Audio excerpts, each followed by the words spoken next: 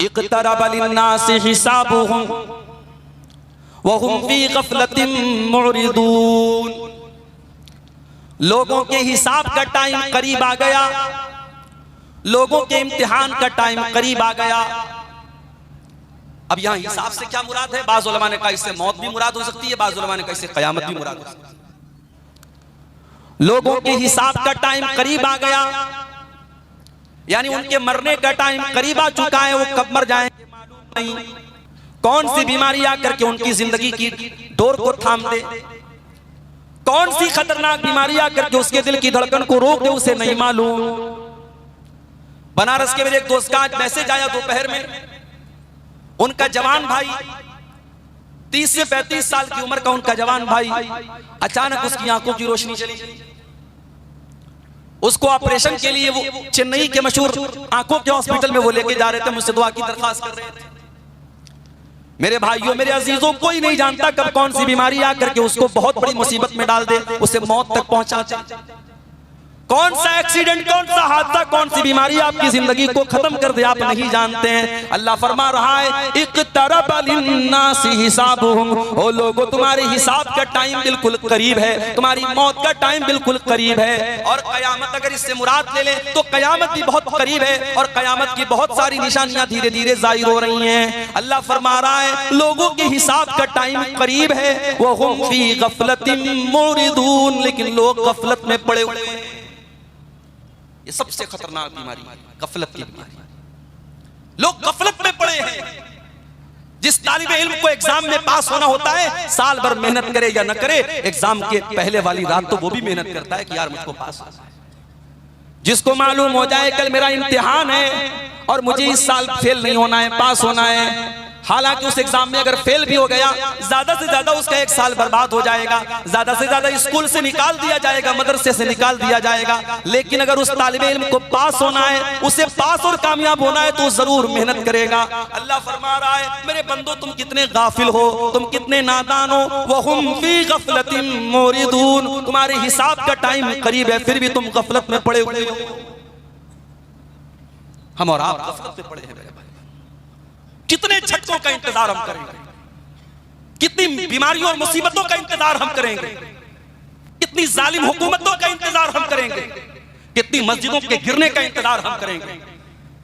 सारे वाक़यात हमारे सामने हैं, फिर भी हमारे दिलों में कोई नरमी नहीं आ रही है। हमारे दिल वैसे ही कठोर के कठोर है।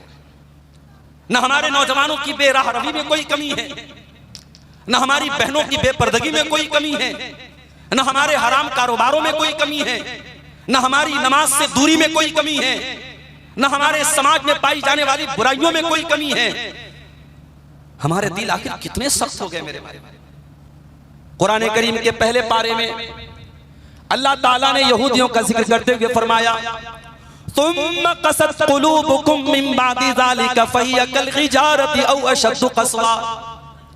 ऐ यहूदियों, तुमने इतने ज्यादा गुनाह किए कि तुम्हारे दिल पत्थरों से भी ज्यादा कठोर हो गए, तुम्हारे दिल पत्थरों से भी ज्यादा सख्त हो गए। व इन्न मिनल हिजारति लमा यतफज्जरु मिनहुल अनहार। ऐ यहूदियों, पत्थर तो कुछ ऐसे भी होते हैं, उन पत्थरों में से नहरें जारी हो जाती हैं, उन पत्थरों में से पानी निकलने लगता है। व इन्न मिनहा लमा यशक्कु फयखरुजु मिनहुल मा। कुछ पत्थर तो ऐसे भी होते हैं, वो फट जाते हैं, उनके अंदर सुराख हो जाता है और उसमें से पानी रिस रिस करके निकलने लगता है। व इन्न मिनहा लमा यहबितु मिन खश्यतिल्लाह। और कुछ तो पत्थर ऐसे होते हैं जो अल्लाह के खौफ से झुक जाया करते हैं। मगर ऐ यहूदियों, तुम इतने बड़े गुनहगार हो चुके हो, इतने बड़े अल्लाह के मुजरिम बन चुके हो कि तुम्हारे दिल तो उन पत्थरों से भी ज्यादा गए गुजरे हो गए। कुरान ने यहूदियों के बारे में कहा, मगर आज अपने दिल को टटोल के देखो मेरे भाई, आज हमारे दिल भी कुछ कम सख्त नहीं। वजह क्या है मेरे भाई, इसका सबब क्या है?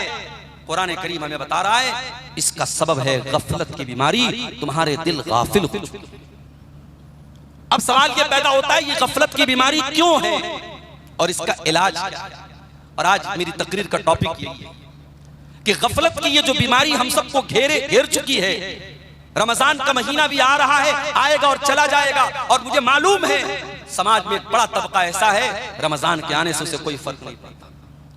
उसे तो ये फिक्र सताने लगती है कि अरे यार अब रमजान आ गया, अब 15 घंटे 14 घंटे भूखे रहना पड़ेगा, अब सुबह सहरी करेंगे, शाम को इफ्तार करेंगे, दोपहर का खाना नहीं मिलेगा। उसे चिंता इस बात की होगी। जबकि रमजान का महीना आता था, अल्लाह के प्यारे नबी खुश हो जाते थे, सहाबा खुश हो जाते थे। आप अल्लाह के नबी सल्लल्लाहु अलैहि वसल्लम सहाबे किराम को खुशखबरी दिया करते थे, अताकुम रमजान शाहरुन मुबारकुन शाहरुन युफ्तहु फी अबवाबुल जन्ना। आप सहाबा से कहते थे, मेरे सहाबा देखो बरकत वाला महीना आ चुका है, रमजान का महीना आ चुका है, जिसमें जन्नत के दरवाजे खोल दिए जाते हैं, व तुगलक़ु फी अबवाबुज जहन्नम, और जहन्नम के दरवाजे बंद कर दिए जाते हैं, व तुगल्लु फीहि मरदतुश शयातीन, और शैतानों को कैद कर दिया जाता है, फीहि लैलतुन खैरुम मिन अल्फि शहर, और इस महीने में एक रात ऐसी जो 1000 महीने से बेहतर है। नबी तो खुश होते थे, सहाबा तो खुश होते थे। इस उम्मत के बेहतरीन लोग दुआएं करते थे, रमजान के आने के 6 महीना पहले से दुआ करते थे, अल्लाहुम्मा बल्लिगना रमजान, अल्लाहुम्मा बल्लिगना रमजान, ऐ अल्लाह हमें रमजान तक पहुंचा दे। और जब रमजान आता था उसमें इबादत करते थे, तरावीह पढ़ते थे, कुरान पढ़ते थे, रोजा रखते थे, इबादतें करते थे, तो रमजान के बाद 6 महीना वो अल्लाह से दुआ करते थे, अल्लाहुम्मा तक़ब्बल मिन्ना रमजान, ऐ अल्लाह हमने जो रमजान में इबादत की है तो उसको कबूल कर। उनकी नजर में ये वैल्यू थी। मगर हमारे समाज में एक बड़ा तबका ऐसा है, रमजान आएगा चला जाएगा, उसको कोई फर्क नहीं। माफ करना मेरे भाइयों, अगर अल्लाह तबारक व तआला ने सन 1445 हिजरी का रमजान का महीना हमें और आपको दिया है या देने वाला है, ये हमारी बहुत बड़ी खुशनसीबी है।